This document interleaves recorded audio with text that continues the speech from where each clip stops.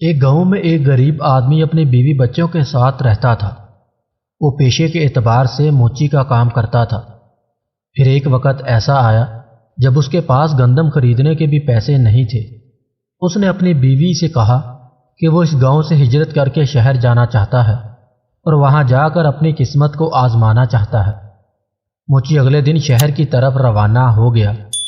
وہاں اس نے بازار جا کر آوازیں لگانا شروع کر دی، پرانے جوتوں کی مرمت کروا لو اور اپنے پرانے جوتے نئے جوتوں کی طرح چمکا لو۔ پہلے دن تو کوئی کام نہ ملا۔ اگلے دن وہ شہر کی سڑکوں پر آوازیں لگاتے ہوئے گھوم رہا تھا۔ اچانک اسے پیچھے سے آواز آئی۔ اس نے مڑ کر دیکھا تو ایک بوڑھی عورت اپنا پرانا جوتا لے کر کھڑی تھی۔ اس نے موچی سے کہا کہ اس کے جوتے کی مرمت کر دو۔ اس نے بڑھیا کے گھر کے باہر پیڑھی پر بیٹھ کر اس کے جوتے کی مرمت کر دی۔ جب کام مکمل ہوا تو بوڑھی نے اس کی محنت کی قیمت پوچھی۔ اس نے کہا 1 سونے کا سکہ۔ اس نے اپنا تھیلا پکڑا اور گلی گلی میں چل پڑا۔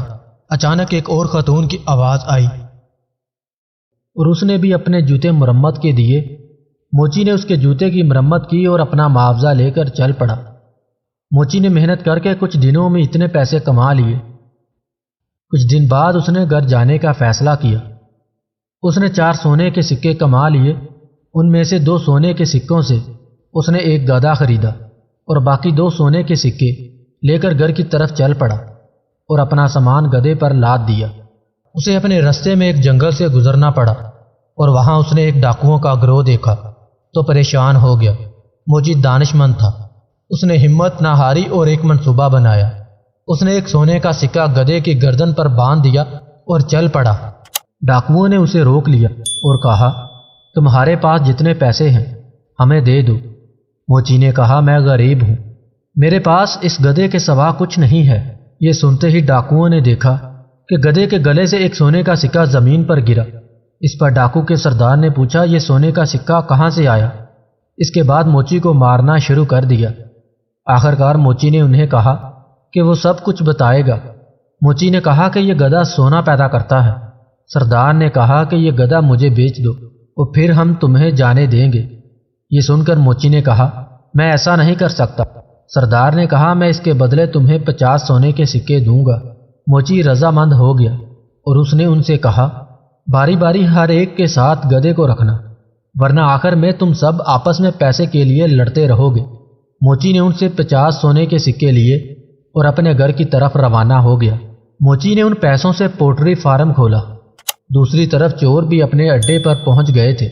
سردار نے کہا میں پہلے دن اس گدھے کو رکھوں گا اور گدھے کو اپنے ساتھ لے کر سو گیا۔ اسے یقین تھا کہ میں امیر ہو جاؤں گا، پر جب صبح آنکھ کھلی تو سونا نہ پایا۔ ایک ایک کر کے سب ڈاکوؤں نے اس گدھے کو ساتھ رکھا پر سونا کسی کو نہ ملا۔ اب تمام ڈاکوؤں کو یہ یقین ہو گیا تھا کہ موچی نے ہم سے جھوٹ بولا ہے۔ وہ موچی کے گھر کی طرف چل پڑے۔ وہ فارم میں کام کر رہا تھا۔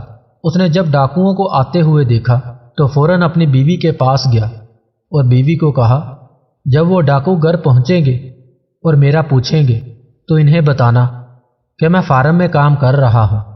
جب ڈاکو پہنچے تو اس کی بیوی نے ایسا ہی کیا اور ہمارے کتے ٹومی کو مجھے بلانے بھیجنا۔ جب ڈاکو آئے تو بیوی نے ایسا ہی کیا، اگرچہ موچی گھر کے پیچھے بیٹھا انتظار کر رہا تھا۔ جب ٹومی اسے بلانے پہنچ گیا، موچی گھر آ گیا۔ ڈاکوؤں کے سردار نے کہا تم نے ہمیں دھوکہ دیا ہے، یہ گدھا سونا نہیں دیتا۔ اس پر موچی نے کہا کہ آج میرے پاس جو کچھ بھی ہے اس گدھے کا ہی دیا ہوا ہے۔ سردار نے فوراً کہا یہ کتا بھی ہمیں بیچ دو۔ اس پر موچی نے پہلے تو انکار کیا، لیکن جب سونے کے سکوں کی پیشکش ہوئی تو اس نے حامی بھر لی اور انہیں کتا بیچ دیا۔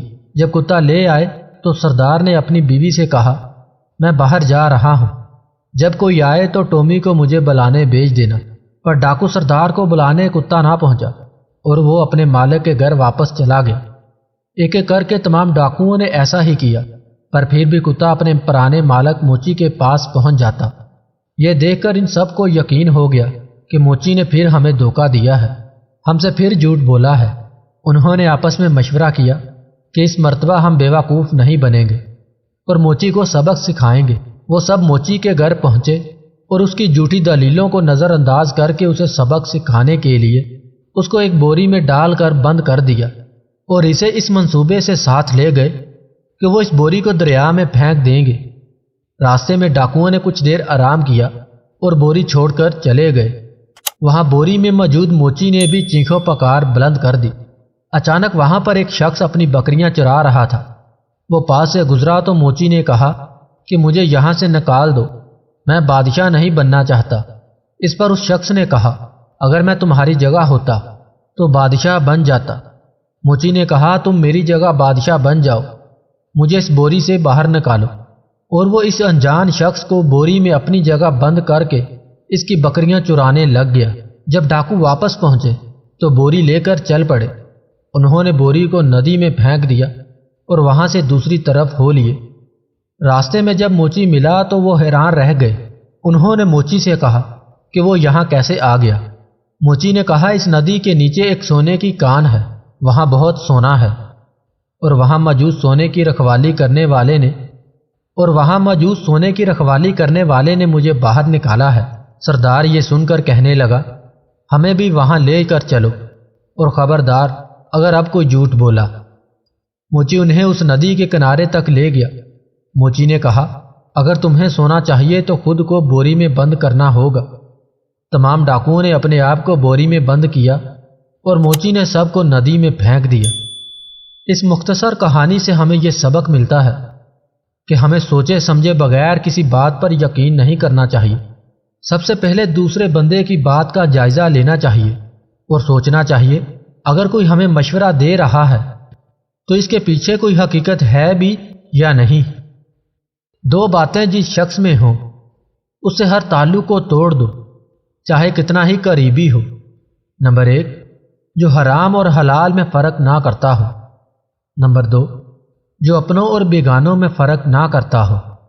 ہم ہر حالت سے سمجھوتا کر لیتے ہیں، ہم صرف انسانوں سے سمجھوتا نہیں کرتے۔ رشتے چھوٹے بڑے نہیں ہوتے، لوگ چھوٹے بڑے ہوتے ہیں۔ جو انسان دوسروں کو شک کی نگاہ سے دیکھتا ہے، حقیقت میں وہ اپنے کردار کی برائیاں دوسروں میں تلاش کرتا ہے۔ انسان دونوں معاملات میں بے بس ہے، دکھ سے بھاگ نہیں سکتا اور خوشی کو خرید نہیں سکتا۔ پرندہ اپنے پاؤں اور انسان اپنی زبان کی وجہ سے جال میں پھنستا ہے۔ گفتگو میں نرمی اختیار کرو کیونکہ لہجے کا اثر الفاظ سے زیادہ ہوتا ہے۔ کچھ لوگوں کو پہچاننے میں چند سیکنڈ لگتے ہیں اور کچھ کو پہچاننے میں برسوں لگ جاتے ہیں۔ دونوں ہی صورتوں میں اللہ پاک کا شکر لازم ہے۔